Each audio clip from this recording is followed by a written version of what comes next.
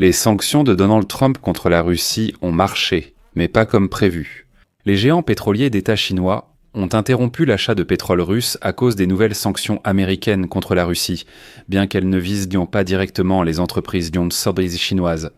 Il s'agit des entreprises PetroChina Sinopec, China National Offshore Oil Corporation et Sinhua Oil. Au moins à court terme, elles s'abstiendront d'acheter du pétrole russe livré par voie maritime. Dans le même temps, l'Inde cesse presque complètement d'acheter du pétrole russe également en raison des sanctions américaines. Les flux de pétrole russe vers l'Inde vont bientôt tomber à zéro après que les États-Unis ont imposé des sanctions contre Rosneft et Lukoil.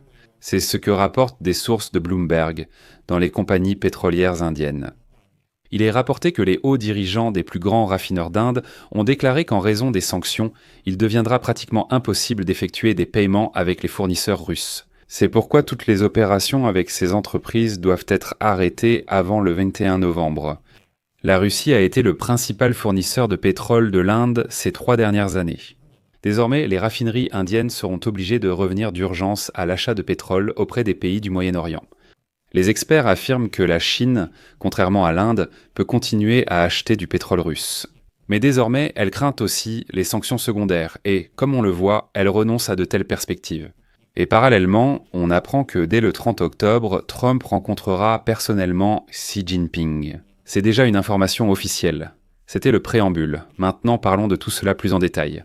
Je suis Alexei Pitchi. Nous sommes le 24 octobre. Discutons ensemble de ce sujet, mais avant de commencer, je vous demande de vous abonner à cette chaîne, de mettre un like et de laisser, s'il vous plaît, n'importe quel commentaire sous cet épisode. Abonnez-vous à ma chaîne Telegram Pitchi Newson. Le lien se trouve dans la description de cette vidéo. Là-bas, nous diffusons les actualités en temps réel. Si vous souhaitez soutenir financièrement le travail de cette chaîne YouTube, vous pouvez le faire via un don ou un abonnement payant grâce au parrainage sur YouTube. Tous les liens et informations pour savoir comment faire se trouvent dans la description de cette vidéo. Il est écrit « Soutenir la chaîne ». Alexei Pitchi. Choisissez le format qui vous convient. Merci d'avance pour votre soutien. Ainsi, la Chine s'est officiellement opposée aux nouvelles sanctions américaines, à Rosneft et à Lukoil. À Pékin, ils affirment que ces restrictions n'ont aucun fondement juridique international, ni l'aval du Conseil de sécurité de l'Organisation des Nations Unies.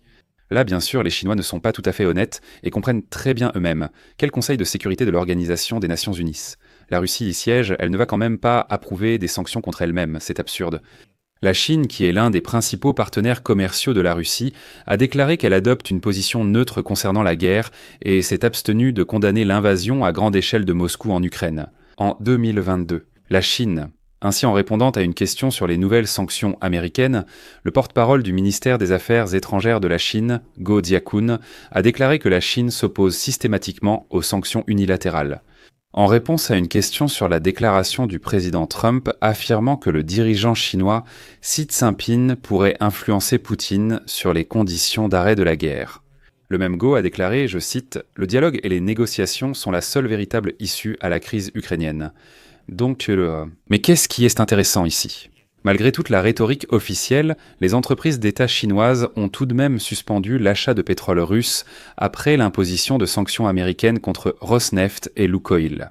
Cela concerne notamment les entreprises PetroChina, Sinopec, China National Offshore Corporation et Jinhua Oil. Il est à noter qu'en raison de craintes concernant d'éventuelles sanctions, elles renonceront, du moins à court terme, aux transactions portant sur le pétrole russe livré par voie maritime. Dans le même temps, Unipec, qui est une filiale de Sinopec, a cessé d'acheter du pétrole russe dès la semaine dernière. Vous savez pourquoi ? Parce que la semaine dernière, le Royaume-Uni a imposé des sanctions contre Rosneft et Lukoil. Je tiens également à préciser ici que, selon Reuters, la majeure partie des quelques 1,4 million de barils de pétrole russe importés chaque jour par la Chine depuis la Russie par voie maritime est achetée par des raffineries non étatiques. Mais les entreprises d'État qui ont suspendu leurs achats représentent tout de même environ 500 000 barils par jour, ce qui n'est pas négligeable non plus. Je souligne que, même avant les sanctions américaines, les deux principales compagnies pétrolières vendaient la plupart de leur pétrole à la Chine via des courtiers et non directement pour se protéger des sanctions. On s'attend aussi à ce que, après les entreprises d'État chinoises, les sociétés privées suspendent leurs achats de pétrole russe pour évaluer l'impact potentiel des sanctions. Les Chinois cherchent seulement à comprendre comment agir à l'avenir et si c'est sans danger. Et c'est là que ça devient vraiment intéressant. Si nous lisons attentivement la décision du ministère des Finances des États-Unis d'Amérique, nous verrons que Donald Trump, en imposant ces sanctions, a donné à tous les partenaires de Rosneft et de Lukoil jusqu'au 21 novembre rompre les relations ou tomber sous le coup des sanctions secondaires américaines. Autrement dit, des sanctions secondaires sont bien envisagées.